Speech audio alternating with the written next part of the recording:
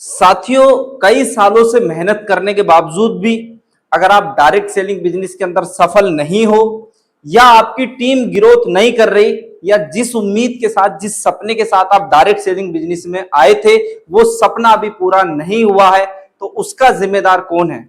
क्या कभी सोचा है कि इस चीज का जिम्मेदार कौन है? या आपकी टीम की ग्रोथ किसने रोक रखी है? आपको क्या लगता है कि आपकी अपलाइन ने रोक रखी है? आपको क्या लगता है कि आपके पास एक अच्छी टीम नहीं है, उसने आपकी ग्रोथ रोक रखी है? आपको क्या लगता है कि कंपनी की वजह से आपकी ग्रोथ रुकी हुई है? ज्यादातर लोगों को ऐसे ही लगता है दोस्त। बहुत कम लोग इस चीज का जिम्मा लेते हैं कि अगर आज मैं ग्रोथ नहीं कर पा रहा हूं तो उसकी वजह मैं खुद हूं। तो मैं आपको बताना चाहता हूं कि अगर आपकी टीम नहीं बढ़ रही, आपके बिजनेस में ग्रोथ नहीं आ रही, तो ये इनमें से कोई भी जिम्मेदार नहीं है। ना कंपनी जिम्मेदार है, ना टीम जिम्मेदार है, ना अपलाइन जिम्मेदार है। हम खुद स्वयं जिम्मेदार हैं, हमारी आदतें जिम्मेदार हैं। तो आज मैं कुछ ऐसी आदतों के बारे में बात करूंगा जो आदतें हमने अपना रखी हैं और जिसकी वजह से हम ग्रोथ नहीं कर पा रहे। तो आज मैं आपसे कुछ ऐसी आदतों के बारे में बात करूंगा। पहले नंबर की आदत है, हम निगेटिव चीजों पर ज्यादा फोकस करते हैं। क्या करते हैं? निगेटिव चीजों पर ज्यादा फोकस करते हैं। कहीं ऐसा तो नहीं कि आपके अंदर ये एक आदत डेवलप होगी कि हर चीज में निगेटिव देखना, अपलाइन में निगेटिविटी देखना, टीम में निगेटिविटी देखना, कंपनी में निगेटिविटी देखना, नए लोगों में निगेटिविटी देखना। अगर इस तरह की चीजें आपके साथ हो रही है ना, तो समझ जाइए दोस्त कि पहली एक आदत आपके अंदर आ चुकी है, निगेटिव चीजों पर फोकस करना।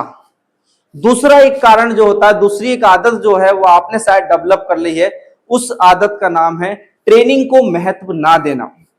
कहीं ऐसा तो नहीं कि आप अपने आप को सर्वा सर्वे मानने लगे हो, आपको लगने लगा कि मेरे को अब कोई ट्रेनिंग की जरूरत नहीं है, मैं तो सब कुछ जान गया हूं, मैं तो अपलाइन से भी ज्यादा जानता हूं। अगर इस तरह की विचारधारा आपके अंदर आ रही है और आप ट्रेनिंग को छोड़ के दूसरे कामों को महत्व देते हो, तो दूसरी ये कारण है आपका इस बिजनेस में ग्रोथ ना करने का। पहला कारण मैंने आपको बताया, निगेटिव चीजों पे फोकस करना। दूसरा कारण ट्रेनिंग पे फोकस नहीं करना दोस्त। तीसरा एक कारण जिसकी वजह से जो है आप ग्रोथ नहीं कर पा रहे, उस कारण का नाम है फियर ऑफ रिजेक्शन, यानी कि असफल होने का डर।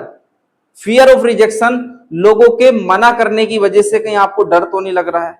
नकारात्मक चीजें तो आपके अंदर नहीं आ गई हैं कि लोग मुझे मना तो नहीं कर दें? रिजेक्शन का डर तो आपके अंदर नहीं आ गया है? अगर ऐसी बात है तो एक ये कारण है आपका फेल होने का, फियर ऑफ रिजेक्शन। रिजेक्शन से डर आपको लगने लगा है कि लोगों ने मुझे मना कर दिया तो मैं क्या करूंगा। इसकी वजह से आप जो है काम नहीं कर पा रहे हो, इसकी वजह से आप आगे नहीं बढ़ पा रहे हो। तो पहली चीज मैंने आपको बताई, हम निगेटिव चीजों पे फोकस कर रहे हैं। दूसरी चीज, हम ट्रेनिंग पे फोकस नहीं कर रहे। तीसरी चीज, रिजेक्शन का डर है आपको कि किसी ने मुझे मना कर दिया तो फिर मैं कैसे करूंगा। तो ये तीन चीजें हैं। और चौथी एक चीज है लीडरशिप की कमी, यानी कि हम अपनी टीम में लीडरशिप डेवलप नहीं कर रहे, लीडरशिप के लिए काम नहीं कर रहे, अपनी टीम में लीडर डेवलप नहीं कर रहे। क्या हम कोई ऐसा प्रोग्राम, कोई ऐसी ट्रेनिंग अपनी टीम के अंदर करा रहे हैं जिसकी वजह से हमारी टीम में लीडर डेवलप हो, जिसकी वजह से नए लोग आगे बढ़ पाए?